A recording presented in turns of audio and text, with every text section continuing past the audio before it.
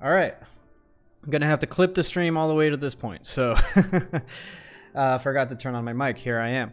So what you may have missed so far is we're doing a 3D icon in Blender from an SVG file. So what I'm doing here is I am using these different icons from Google, which are just sort of universally effective for UI UX, and they're a great jumping off point for just standard iconography. So I've decided to download the speed icon here in order to reflect speed or effectiveness in delivery. And we want the SVG file because it has embedded in it the fills and strokes, so the sort of shape, the geometrical data that we need for the vector data that we need out of the icon. If I were to do a PNG that's an image, I'd have to image trace it with Illustrator, or I'd have to just straight trace it with Illustrator. And you could use also different content packs from templates such as from Adobe Stock or elsewhere. Okay, so we have here our icon saved in. We'll go back into Illustrator, and I'm just gonna make some light modifications to that icon just to make it more in brand with the sort of thing that I'm doing. So I'll go over into that folder, drag in my SVG file, and it opens up in its own file here separately, which is fine. You know, you can create your own. If it opens in a fine format for you, that's totally good. So as I said, if I double click into here and I select my direct selection tool, we see we have our individual anchor points for each one of these pieces and these edges. So I can actually select these two anchor points and move around this edge of the icon if I needed to. I mean, this one in particular, I would screw up the shape. So I'm actually going to just keep that arc and move on into actually customizing the gauge a little bit. So just because of the way that I kind of do my graphics, I mean, for starters, this is very, very thick for what I like to do. So a way that I'm going to go about this is actually to trace really, really quickly. I'm going to do that by locking this initial layer and creating a new layer. It seems like this SVG file doesn't let me create a new layer. So we'll go back into creating a new file. I'll go ahead and make it square. And feel free at any point to add in questions or suggestions in the comments. Let me make sure I have my chat open. There we go. Yes, EM, thank you for bringing up the voice note. I did see that, so appreciate you looking out. In any case, we're here with our new file. We'll copy this element now and paste it over into our new Illustrator file. There we are. Both elements over into here. You can scale this up. All right, so we want to lock this layer. We want to work on a separate layer that sits above that one. I'm also going to quickly unlock, select this entire thing, and head over to my transparency panel and just lower the opacity to like 30%. So I'm able to trace over it. And I'm going to now lock that layer, go to my new layer, hit P for the pen tool, and this is where I'm going to start tracing the shape. So I'm able to actually snap onto the existing shape, even though that layer is locked. So we see there, it's highlighted over the path. And I'm actually going to start out with this anchor here. So we can start there, hit this other anchor here, click and drag in order to create handles. And I'll just go ahead and go all the way around. I don't need that many points. I can simplify this shape a little bit. Another way to go about this would also be to do half a circle, which really I should do. I could see here I have an anchor up here. So if I drag this out, maybe it's not fully a circle, but I'm just doing this sort of arc shape. I can now hit escape, and I want to reverse my colors here because on the left I see here my fill is set to black, and I want to set my stroke to black, not to nothing. So just reversing that. And I have this faint little outline here. We can now Alt, click and drag and move this over, right click, transform, reflect, flip it on vertical, and just move that into place till it snaps to center. Nice. We can now right click these two segments, or select both segments, and then right click and hit join. So we can make this all into one path. So we can actually see the icon itself isn't perfectly symmetrical, you know, but that's just how they make them. So we have that arc set up. Now I want to get this shape over here, right? So an easier way to go about that also would be to have this rotated so that it is perfectly vertical. So you see if I can achieve that by holding shift.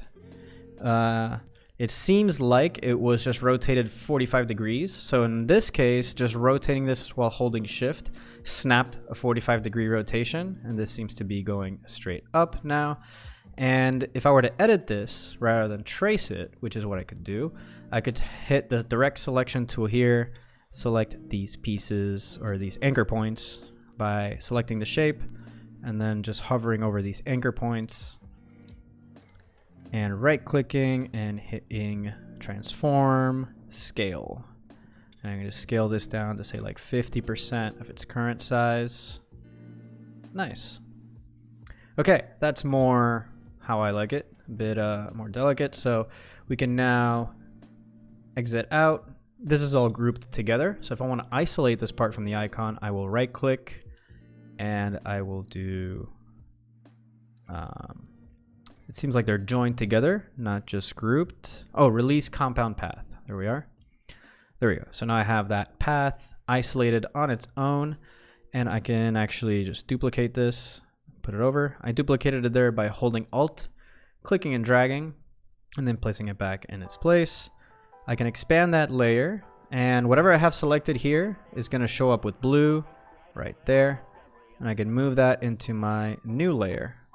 So when I lock this up, I have my duplicate above. I can rotate that back and then have that aligned. So it doesn't seem like it was, when I rotated it, I kind of moved it arbitrarily. So I'm trying to snap onto here to the center of the circle, which it should allow me to do. Yeah, hide that for now. I could also find the center of the document. This is kind of like a real quick way of being able to do that, is just dragging a diagonal line across. There we go. So that I can end up snapping to the center. So that piece was already there. I'm gonna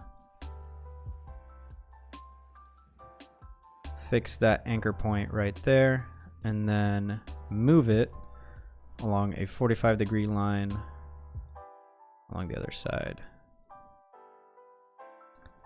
There we go. Oh, set that to red as well. So right there, that's my center of my document, and I can just kind of line that up right there neatly. Cool. Bring it a bit further back.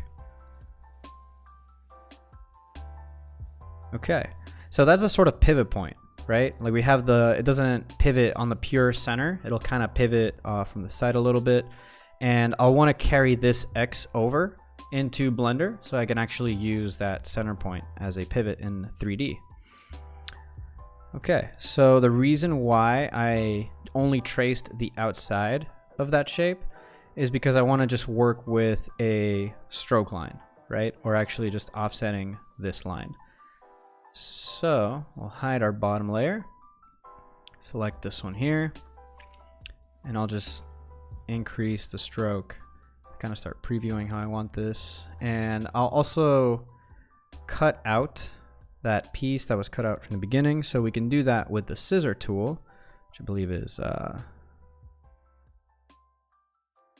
thought it was shortcut S, but it is not.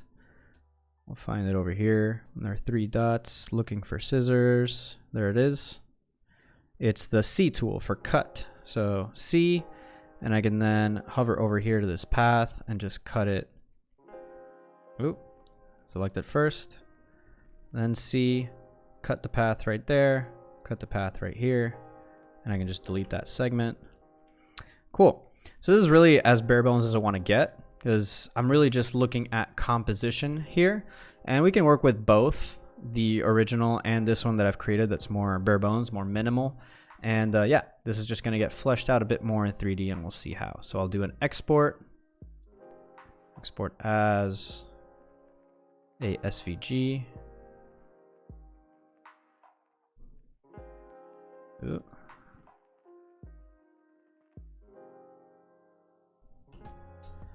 Oh, before I export, I just wanted to kind of grab these outlines, maybe just in case for safety. I'll create a new object, and I'll do the same thing I did earlier where I flipped the fill and the stroke. So now here I actually have an outline to work with, and I can end up using the fill if I'd like, but primarily I don't really think I'm gonna end up using the fill, only outlines. So now we can export.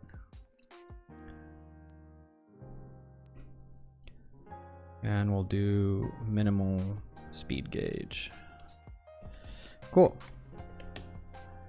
All right, and that's it for Illustrator. We can minimize that, and we're gonna jump into our Blender.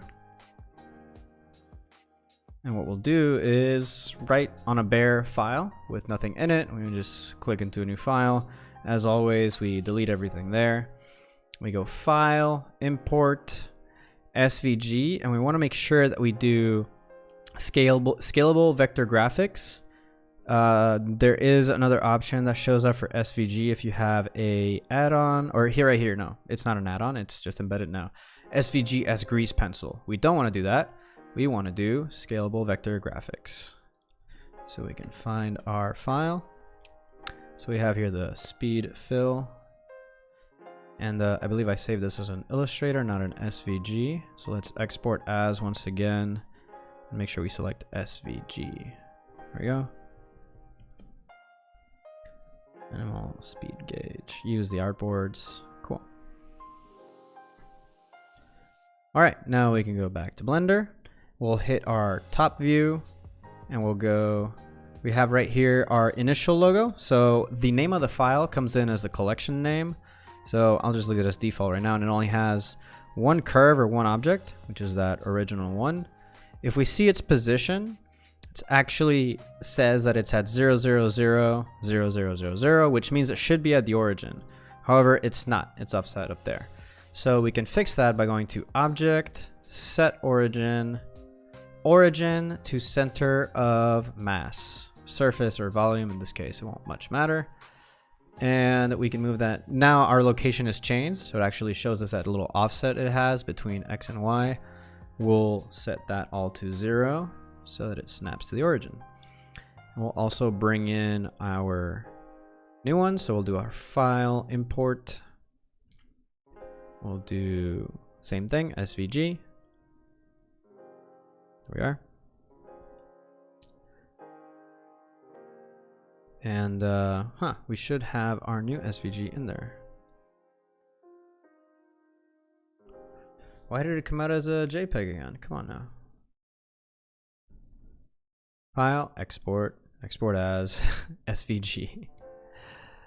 Okay. Use artboards, export.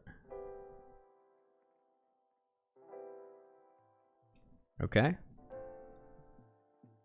There we go. I don't know what happened last time. Go back here, refresh, and there it is. So this one also is sort of off center. It looks like it's using the bottom left corner for whatever reason, and my resolution in that document was higher, which is why this is bigger. That's just for print purposes that I set it at. So we'll select this object, and we'll want to do the same thing. So we see here all of this is set at 0, 0, but we can select everything as a group and hit Object, Set Origin to Center of Surface. Move this to only our main item that's selected is going to move on to 0, 0 for now. So what I can do is I can temporarily join all these curves together. I'm just going to do Control J to join it all, and then 0, 0. And when I tab in here and I hit A to select everything, I can right click and do Separate. Right, so that should bring all our curves to be separate once again. But it did not. I'm not going to concern myself with being right at the origin with that one. Let's just scale up that original one and just set it next to it. We're going to end up doing some camera animations anywho. So if you wanted to do just a real simple thing, like if you just ripped an icon off of Google and brought it up into Blender, you can select this, right, the SVG file. You don't even, this is just the one that I downloaded. It's not one that I processed in Illustrator or anything at all. And we can go to our modifiers tab, and we can start adding modifiers here to sort of animate it or create different effects over it, retopologize it, whatever. We'll get into that in just a sec. Where we want to start off at is the object data properties. So this is where we turn the curve into a 3D object. So we've covered this before on this channel, but I just wanted to talk about specifically how we would modify this for animation. So as we see here, I'm modifying the size, but it's kind of going crazy. That's because my objects are a bit too small. So if I select everything and just scale it all together and hit Control A to apply all transforms,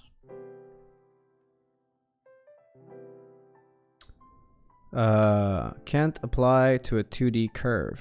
Okay. So I suppose the offset just has to be a really, really small number. So there's 001. If we bring it up to 003.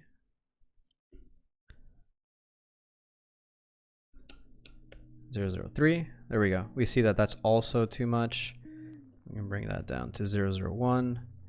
Or we also have to go negative on this one. So negative 001. Negative 005. Okay, so I wish I could just kind of slide and back and forth to show you what that difference in the geometry is, but it just has a really, really small tolerance there. We'll keep that at 0 because that has some thickness to it anywho. That's what I did want to do to some of these shapes. So if I just re-import this, import SV, oh, SDL, file, import SVG. There we go. If I select this area, for example, which shouldn't have been filled, but it's fine, we can hit extrude, or if I hit the offset, we can see it gets bigger towards the outside, or if I go negative, it'll sort of implode on itself. So this can also be something cool to be animated to bring this into light. So if we bring the timeline up and we're at 0, I'm just going to work with this initial one that I had worked with just for the sake of this stream. I'm going to get into my designs later so I can get through the technical knowledge here. On offset, for example, say we set it to, you know, something that puts it off camera, like 0.007, something that makes it completely disappear. 001. Yeah, negative 0.1. That's what we start out with. I can hit right here to keyframe that, or hit I. If I bring it all the way to the end where I want it to appear, I could bring it back to 0, keyframe that, and we'll see the full animation from going to negative 0.1 all the way into 1. So it doesn't actually start to kick in until around there. So whatever value we have around here, that's where you want to start with. So negative 247, just copy that number, bring it to the first keyframe, paste that in, and we can hit I just to update that. Or double click over here to turn it from orange to yellow. So if we see that now, it takes up the full animation. It's going a bit slow. I wanted to move a little bit quicker. We don't need all those extra frames. Maybe 120. We can always check the speed of our animation on the top left. So I'm kind of going at 24 frames per second here. So I could speed this up even more in post, but I'm going to keep it there so I have some extra frames. There is a bit of glitchiness going on. That's just the different regions clipping with each other, which can be done kind of modifying the shape a little bit, but I'll keep it with that bit of abstraction. And something we can keep consistent as well is the extrusion. So from the very beginning, this could be 3D. So you can see here the numbers we want to work with are really small. So 0.01 is even a lot. I'll bring it down to, there it is at 001. And we could actually animate that perhaps for the second portion so that it kind of comes in and then extrudes. So we will do a keyframe for this value as well. However, I want it to start at 0. I'll set this keyframe to 0, and I'll double up to 240 since that was 120 to bring this into 001. Yep. All right, and keyframe that. So this is what we have so far, just on these two values. We kind of took this stock icon and we're already working into it for an animation. Neat. Okay, so we're going to render this from the top view. So I already want to start judging this scene from a camera view. We'll hit Shift A in order to add a camera. Move this camera up. We can look through the lens here, and 50 millimeters is fine, maybe even just a bit wider, 35, just to get a little bit more perspective on the 3D effect. We can go over here to Object Properties, and we mess with our position in order to get this into frame. And also we go into our Render Properties to make a square output. Cool. So when we see this from the camera view now, with the perspective in place, this is what we're working with. I could add another twist to try and solve for the, well, it won't really solve at this point, it'll just distract from this glitching happening, which is from the offset value. So from the very beginning, I'm gonna have it kind of rotate into place. So we'll bring it all the way to 0 again, select the object, go into, again, Object Properties, and we'll set a rotation for this. So we'll kind of have it come in, we'll keyframe the position it has right now, which on the y-axis, this is our rotation I'm kind of looking at, right? We will set that at 0 from the beginning, and then as we come in, I want it to just do a full rotation before it starts to extrude. So we'll set this at 360 right there, keyframe. So now, there we go. It's a bit more intense. We kind of have it rotate and fall into place. And what could be cool too, to make the glitch work in our favor, is actually have this whole logo emit light, right? Or having a glow. So it's kind of like, as it's setting in, it's fading in and out, or we're getting this intense, like, sort of stuttering of light effect, which is sort of like, you know, we're ramping up, we're speeding up. Gotta try and use the glitch in my favor in this scenario. So that kind of points us towards rendering already. Like, this is what the animation is gonna be. So let's start making it look cool. We'll go to our center here as our baseline. Oh, remember to save. SVG. Okay. So we're gonna render, we could render with Eevee. Usually do cycles, but for something like this, which is abstract, iconography, we can use Eevee. I'll turn on ambient occlusion, turn on bloom. I'll go into my world settings and just make my background.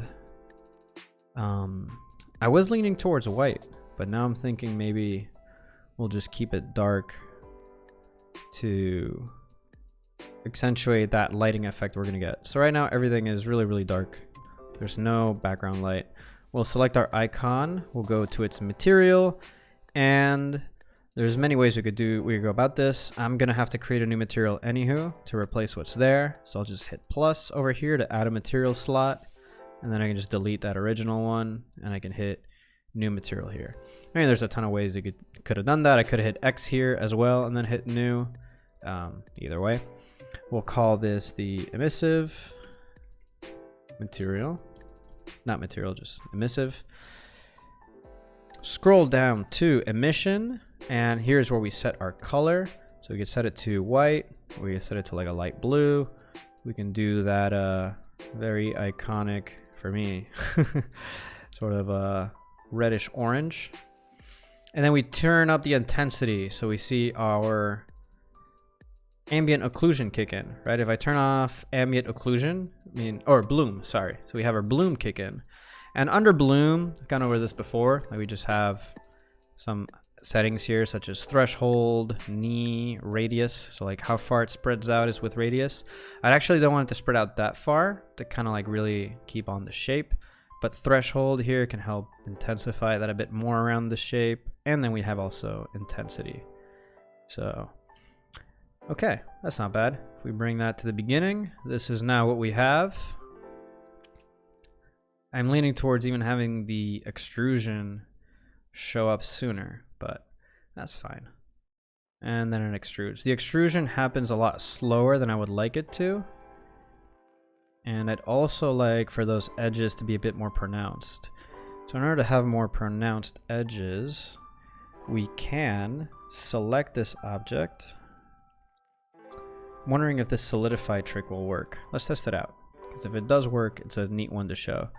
So solidify, as you can see, like if I have to reduce the thickness a lot because of the SVG, we'll go back into solid view.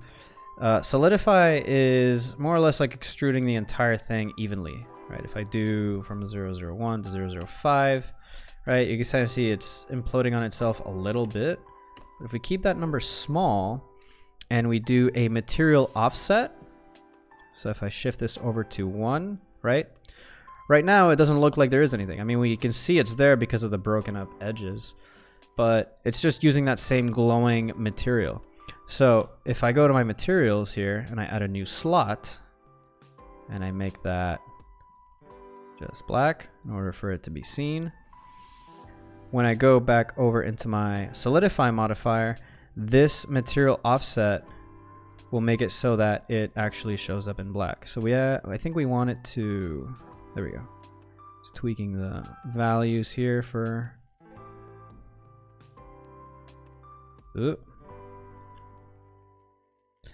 edge data.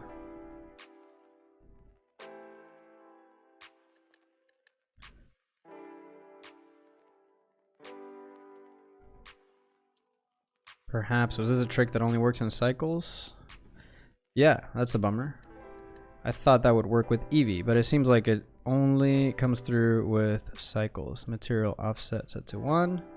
Modifiers here. Maybe let me reintroduce the solidify. Ooh. No, so the material slot needs to be created before you add the solidify modifier. Let's see if that fixed it for Eevee as well. It looks like it did. So if we bring this back down to 001 and no offset.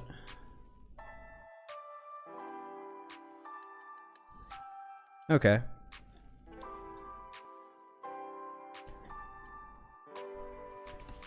This value is really messing with me, this thickness value, 001.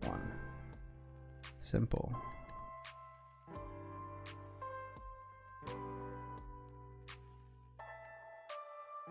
Yeah, I guess it doesn't work in Eevee. We'll just keep it on cycles then, so that we have our second material coming through here.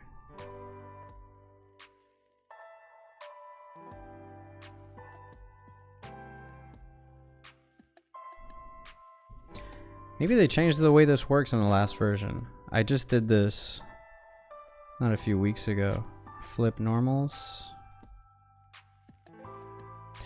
We'll find a workaround. So rather than doing that, we can always do a wireframe. We do have to convert this over into a mesh. That would be kind of messy. So I'm just going to override that outline. I'm not going to do it for this stream. I'll troubleshoot that and bring that forward on one dedicated for solidifying. But in this case, what I was really looking to do was take that extrusion and have it go much, much slower. So we'll find that value over here for extrusion and update our values. So I want it to kind of go a bit quicker. There's a few ways to do that, but I'm just going to cramp in my values. So by moving this keyframe here, which is my extrusion, a bit closer, there we see it can happen a bit sooner. We'll keep it at perhaps 180. So the extrusion happens twice as fast as the rotation and the movement of the icon into camera.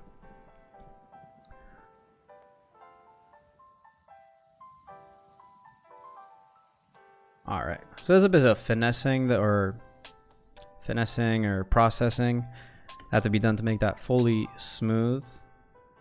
I mean, that glitchiness right there is I can kind of time that with the whole thing flickering. So for example, right here, if I started out with the whole thing bright by going to the material and setting a keyframe on emission strength, so select the object, emission strength is set to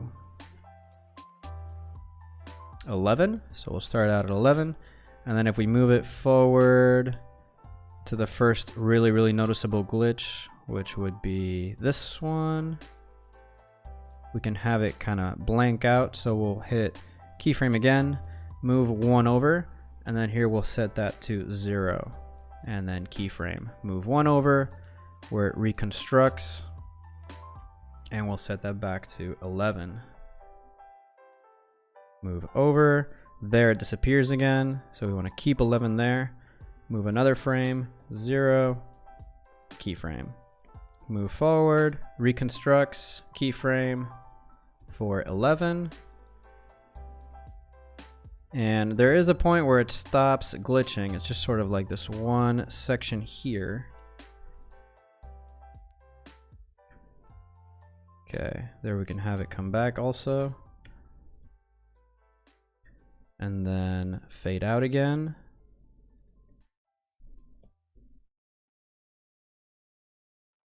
Cool.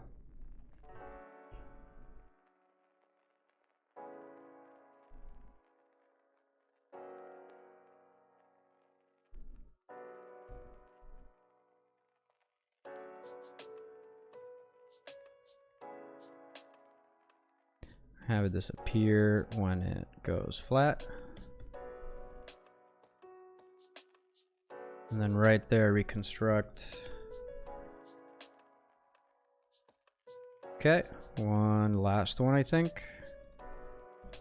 0.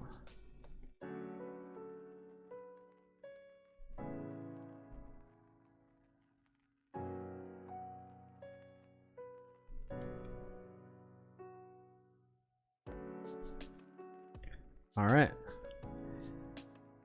There we go. Now it fully forms. All right, so the final effect with all that stuttering, it's gonna look like this. And it looks more like a glitch. Like less intentional. Yeah, I'm gonna go with it. So this is how we export. We go over into our output properties, scroll down to output, select where your frame or your video is gonna be saved at. Select this folder here. We can do PNG or we can do QuickTime. QuickTime is the video format that allows you to keep it transparent as a video. So we can go ahead and do that. We'll set it over to, or do I have to bring it?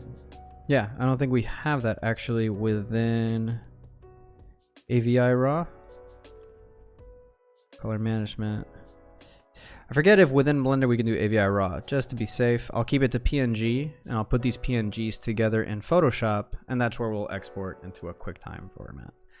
I've done that before, so I won't be showing that here. We're gonna wrap with the last thing we need to hit in order to get this to be transparent, which is to go to our render properties, go to film, and set it to transparent right here. So when I render out my frames now, I can hit render animation. And the cool thing about Eevee is they go so fast. There we go. We're saving each one of our frames with a transparent background. So if I check out the folder, I'm starting to get all my frames here. So we have a few blank ones before this pulls in. And although it looks black here on the preview, right, we're actually getting a transparent file when we bring it into Photoshop. And yeah, if you want to check out how to composite this into Photoshop, it's a sequence. I have a video on my channel. There's tons of videos out there on different ways to do that with Photoshop. But yeah, you want to do a QuickTime format in order to get a transparent video. And then this could be used for a web element. I mean, it can also be a sequence of images that you put in for transitions or these interactive websites. So as you scroll down on a website, like as you're scrolling down, you're having this icon come into view and rotating, sort of like how Apple keynotes are done. But yeah, I mean, we got all our frames there. I suppose as we wrap, I could take any questions into the chat for any viewers out there. So might as well just leave it open for you to ask questions while I quickly do that stitching, even though I just sent you somewhere else to go check it out. But yeah, if you'd like to drop in anything in the chat, any questions or suggestions for following up on content like this, please, go ahead and do that now if you'd like. I'm going to go over into scripts in Photoshop, load files into stack, hit browse, find my PNGs. Organize this by type.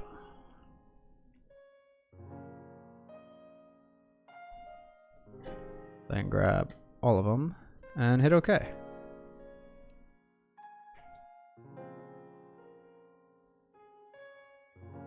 Usually takes a bit of a second. I'm going to start closing out things I'm not using, such as Illustrator. No, it's fine. Saved already. And Blender. We don't need Blender anymore.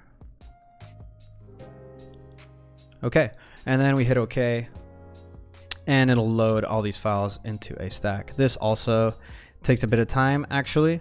So I'm going to verbally tell you, you go here to create frame animation, go over here to the 3 lines, make frames from layers, so you get all your frames out. And then this little arrow on the bottom left over here is for rendering out your video. Just make sure you select the QuickTime format. So it doesn't seem like we're getting any questions through on the chat. So with that, I want to thank you viewers for dropping in. It's always a pleasure to have people watching. Hope you got some good value out of this video on how to quickly just turn SVG files into usable 3D assets. I mean, this one I didn't even take into Illustrator, that one that I ended up using, but you can always definitely do your own custom things over the top.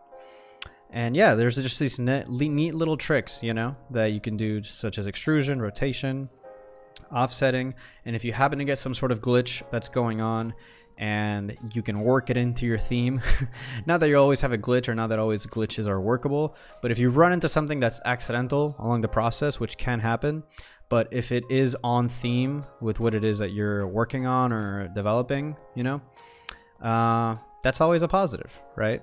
Something I might do, or I would have done with this as well, was to animate this gauge to move left and right. I mean, the same way I made the entire thing rotate, I just have to have that gauge as a separate object and animate its rotation this way. A boolean could have been then attached to that gauge, meaning like a rectangle that has the same movement, but it's a negative object. It's cutting into the gauge. Oh, there we go. Create frame animation, then make frame from layers. Usually have to reverse the frames as well, going right there too. And we have our animation in Photoshop to be exported as a QuickTime. All right, so with that, bid you all a great night. Thanks for tuning in, and catch you on the next one. You can always subscribe, hit the notification bell to I always stream Tuesday, Wednesdays, 8 p.m. Eastern time. But if you subscribe and hit notification, you'll just get a notification when I go live. You can join in. So would love to have you again. Have a great night. Catch you in the next one.